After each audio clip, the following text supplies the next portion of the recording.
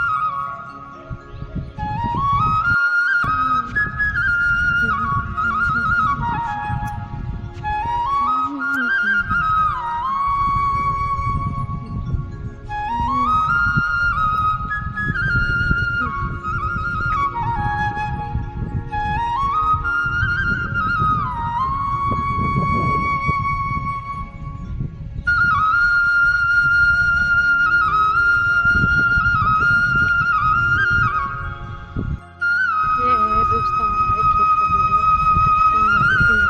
कद्दू की बेल, ये फूलों की क्यारी, बहुत सारे फूल लगे हैं।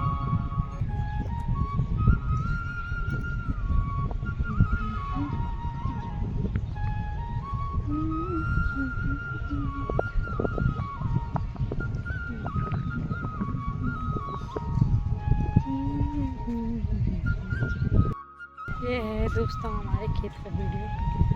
देखिए, ये भी कद्दू की बेल, ये फूलों की क्यारी, जहाँ पे बहुत सारे फूल लगे हैं।